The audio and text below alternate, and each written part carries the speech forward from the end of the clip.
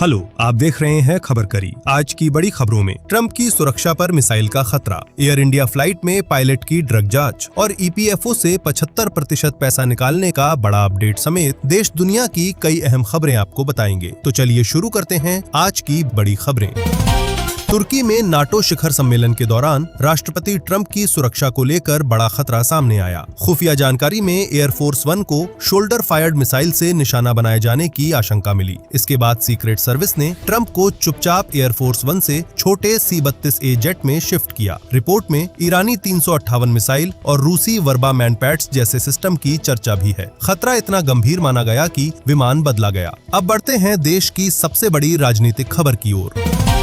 Monsoon सत्र के आखिरी दिन गुरुवार को लोकसभा की कार्यवाही पहली बार वंदे मातरम के साथ शुरू हुई। प्रधानमंत्री नरेंद्र मोदी, कांग्रेस सांसद राहुल गांधी समेत पूरा सदन मौजूद था। राष्ट्रीय गीत की 6 पंक्तियां बजने के बाद लोकसभा की कार्यवाही अनिश्चितकाल के लिए स्थगित कर दी गई और मॉनसून सत्र समाप्त हो गया। राष्ट्रपति द्रौपदी मुर्मू ने कुछ दिन पहले इस कानून को मंजूरी दी थी। संसद के बाद अब बात एक बड़ी विमान घटना की। एयर इंडिया की फुकेट दिल्ली फ्लाइट में 4 अगस्त को विमान करीब 300 फीट नीचे आ गया था। इस घटना में 20 यात्री और 4 क्रू सदस्य घायल हुए थे। अब पायलट की दूसरी ड्रग जांच भी पॉजिटिव आने की मीडिया रिपोर्ट है। पहली जांच नॉन नेगेटिव थी, जिसके बाद पुष्टि जांच कराई गई। AAIB घटना की तकनीकी, मेडिकल, ऑपरेशनल और मानवीय पहलुओं से जांच कर रहा है। मंत्री राम मोहन नायडू ने कहा कि अंतिम रिपोर्ट के बाद कार्रवाई होगी। अब रुख करते हैं आम लोगों से जुड़ी बड़ी खबर की ओर। ईपीएफओ के नियमों में बड़ा बदलाव हुआ है। अब जरूरत के समय कर्मचारी ईपीएफ खाते की रकम का 75% तक निकाल सकते हैं। मेडिकल खर्च, पढ़ाई, शादी, घर खरीदने या बनाने, मरम्मत और होम लोन से जुड़े खर्चों के लिए निकासी की सुविधा होगी। नौकरी जाने पर भी 75% रकम निकाली जा सकेगी, जबकि 25% खाते में रहेगी। पढ़ाई के लिए 10 बार और शादी के लिए 5 बार तक निकासी की जा सकती है। कई एडवांस के लिए सदस्यता की न्यूनतम अवधि 12 महीने है। और अब करते हैं बात महंगाई की। महंगाई ने आम लोगों की चिंता बढ़ा दी है। जुलाई में खुदरा महंगाई दर बढ़कर 4.45% हो गई, जो जून में 4.38% थी। खाने पीने की चीजों के दाम बढ़ने से खाद्य महंगाई 5.52% पहुंच गई। प्याज, अदरक, लहसुन, अंडा, चिकन और एडिबल ऑयल महंगे हुए हैं। बाहर खाना और ठहरना भी महंगा हुआ, जबकि पर्सनल केयर की चीजों के दाम भी बढ़े। अब सोने चांदी के भाव पर नजर डालते हैं।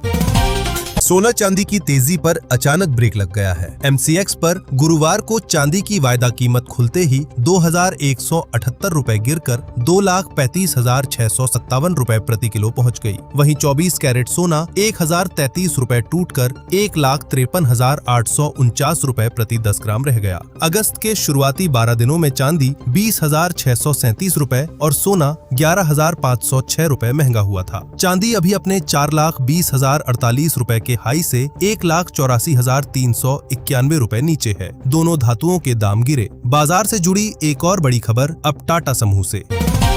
टाटा सन्स के चेयरमैन N चंद्रशेखरन फरवरी 2027 में अपना कार्यकाल पूरा करने के बाद दोबारा पद के लिए नाम आगे नहीं रखेंगे। इस खबर के बाद टाटा समूह की सूचीबद्ध कंपनियों के शेयरों में गिरावट दिखी और मार्केट कैप करीब 68,000 करोड़ रुपए घट गया। TCS में करीब 4.8% की गिरावट रही। टाइटन, टाटा स्टील और टाटा पावर समेत कई शेयर दबाव में रहे। टाटा सन्स और टाटा ट्रस्ट के बीच मतभेद की खबरें भी आती रही हैं। अब खबर आम लोगों के राशन और सब्सिडी से जुड़ी है। अब राशन की सब्सिडी सीधे खाते में नहीं, डिजिटल रूपी वॉलेट में मिलेगी। 14 अगस्त 2026 से चंडीगढ़ और दादरा एवं नगर हवेली में इसकी शुरुआत होगी। इस पैसे से सिर्फ सरकारी राशन दुकानों पर गेहूं और चावल खरीदा जा सकेगा। लाभार्थी को PNB डिजिटल रुपए ऐप, आधार लिंक्ड मोबाइल नंबर से KYC और रजिस्ट्रेशन कराना होगा। वॉलेट की रकम 30 दिनों में खर्च करनी होगी, वरना पैसा अपने आप सरकार के खाते में लौट जाएगा। राशन के बाद अब बात रोजमर्रा की कैब सेवा से जुड़ी खबर देखिए। ओला, उबर समेत सभी कैब ऐप्स पर अब बुकिंग के समय या राइड के दौरान टिप मांगने का विकल्प नहीं दिखेगा। केंद्र सरकार ने नए निर्देश जारी किए हैं। टिप का विकल्प केवल यात्रा पूरी होने के बाद दिया जा सकेगा। ऐप ऐसा कोई संदेश भी नहीं दिखा सकता जिससे लगे कि टिप देने पर राइड जल्दी मिलेगी या ड्राइवर पहले स्वीकार करेगा। दी गई पूरी टिप सीधे ड्राइवर के खाते में जाएगी और कंपनी इसमें कोई कटौती नहीं कर सकेगी। और अब बात करते हैं खाने पीने की चीजों से जुड़ी खबर की।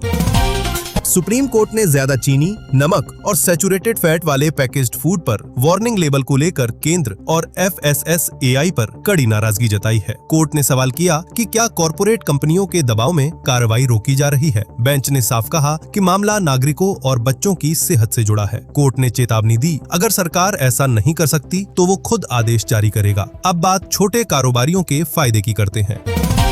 सरकार रेहड़ी पटरी वालों को बिना गारंटी 90,000 रुपए तक का लोन दे रही है। PM स्वनिधि योजना में पहली किस्त 15,000, दूसरी 25,000 और तीसरी 50,000 रुपए की है। दूसरी किस्त समय पर चुकाने वालों को 30,000 रुपए तक की लिमिट वाला UPI लिंक्ड रुपए क्रेडिट कार्ड भी मिलता है। डिजिटल पेमेंट पर कैशबैक और ब्याज सब्सिडी का फायदा भी है। आवेदन के लिए आधार कार्ड के साथ सरकारी बैंक में फॉर्म जमा करना होता है। अब किसानों के लिए बड़ी खबर है, देखिए।